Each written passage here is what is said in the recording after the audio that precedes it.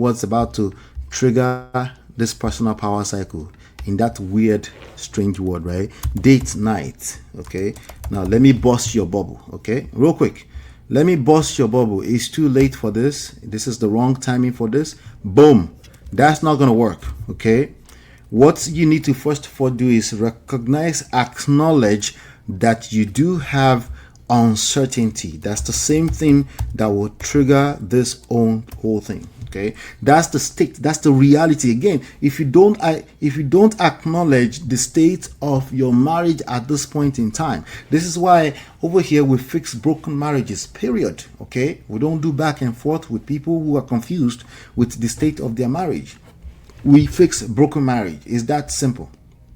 So this cycle that we call personal power cycle, we have to acknowledge that reality. Okay, does that make sense? Uncertainty is part of life. That's why we have certainty as basic human need, because we're constantly looking for reassurance, for safety, for security. We're constantly looking to trust our situation. It's just a natural human thing to do, and it can show up in the form of something else tomorrow. This time is about somebody is asking for divorce, so you don't feel secure in the future of the marriage.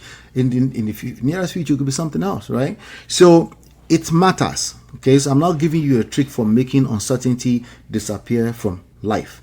That doesn't exist anyway. Okay, now your wife can still be warm today and distant tomorrow, because your wife is human. Right? Your husband can enjoy time with you today and still be undecided about the marriage. Okay, your job is not to predict every turn. Your job is to build enough capacity that every turn does not control you. Okay, why? Because they will stop shit testing you if you just pass this small simple test, meaning you're not dependent on them, you're self-sustainable. We're going to talk about that. So the first place we want to go is called grounding. Okay, we're going towards grounding. Grounding is our first core pillar here. I'm going to explain what it means to you. Okay, grounding is our very first core pillar. We have what we call the three core pillars called GPS. Okay, G stands for grounding. Okay, so before you interpret the mixed signals, right? So all those mixed signals, remember what we said, the meaning. You keep giving all these strange meanings to things that are happening. Sometimes you say they're just jealous, sometimes they're just envy, they're just a narcissist, they're just all this thing. Well, if they don't show up to work on the marriage, how can you come up with all this crazy stuff, right? That's grounded in fluffy ideologies that doesn't really carry any weight, right? So instead of interpreting the signals, right, you first come back to gratitude. You come back to your God. You come back to your higher self. You ask what actually happened instead of immediately asking what it guarantees. You stop using your impulse to determine what anything means, right? You stop using your childhood trauma to interpret the life events that's just happening in front of you. And really, this is the moment where we're going to determine if you're a winner or you're a loser. It's really that simple. You know why? Because there are 8 billion of us here. Okay? So you start asking questions. You're more open-minded. You want to learn. We had a good conversation. Good. She called me. Good. He opened up a little bit more. He got a little bit more vulnerable. Good. Right? You experience what happened without demanding that it answers every question or your entire future for that matter, which is what most people do when they desperately are seeking answer. You need to go back to grounding, right? And grounding, what it does, it interrupts the monitoring, the constant monitoring for answers, right? It interrupts that because you stop asking your partner, your estranged partner, who is also just as confused. You stop asking them to help you regulate you. You build capacity. The first trust you rebuild is self-trust. If you have trust issues, it usually means you don't trust yourself. Okay?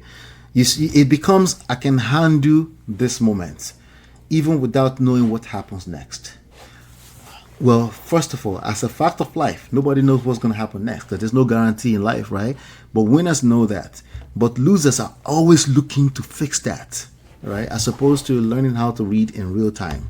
When I say read, I'm not talking about books. Learning how to read in real time. your interpretation is as good as it gets. All right. So from grounding, we go towards purpose. Purpose. Uh-oh. Let's go towards purpose. Right? Now, obviously, you have to be intentional to navigate this path when you're dealing with active marriage crisis, right? But maybe that's what you've needed all along. Something grounded. Something where you're not just moving off of impulse, right? So you redirect the energy, that pain. You redirect that uncertainty is consuming a lot of you. You redirect all of that, right? Because the reality is that your marriage does matter, but your marriage cannot become your entire identity. But you're going through this pain that comes with all these mixed signals, uncertainty, asking you for divorce, asking you they need space, there's somebody that you love, right? And for the first time, you're going to re-engage purpose. What do I mean by purpose? Okay, purpose can mean so many things, okay? But for one, it means your life mission and your purpose here on earth. Now, there are many ways you can tap back into that. Probably you've lost yourself throughout this whole process. I mean, going back and forth and not knowing the fate of your marriage, that will milk you. That will make you lose yourself. And by the way, newsflash, it's not just you that lost yourself. That person that's asking to leave a marriage they committed to, they also lost themselves. That person that cheated on you also lost themselves, right? They lost their sense of identity, right? That's why they will be moving at a low vibrational level like that.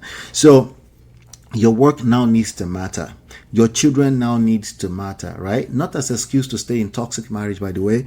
Your health now needs to matter more so than ever before. You have to be because some of these things you let go of them when you're desperately looking to fix a marriage.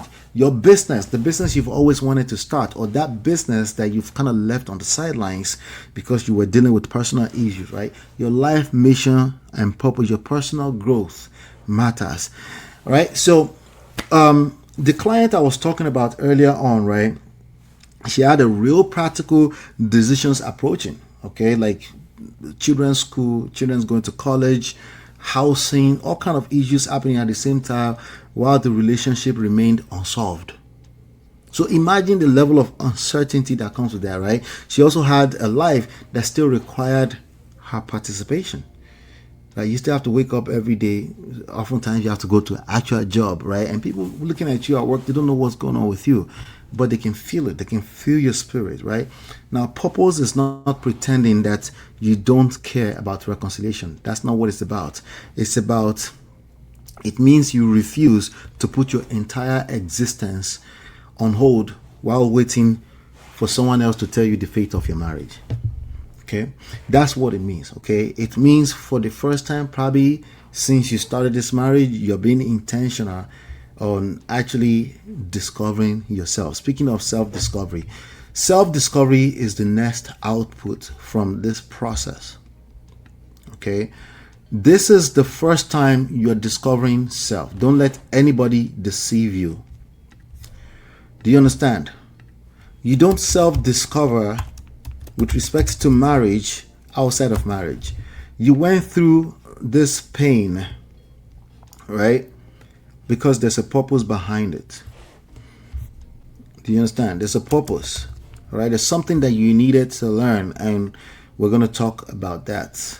And what we're doing is we're combining this pain into grounding, purpose, and the output is self-discovery. You're learning so much more about yourself that you didn't know about yourself because you found yourself in a different environment. You found yourself questioning your identity, questioning everything you've ever believed in. Why? Because marriage is now collapsing, right?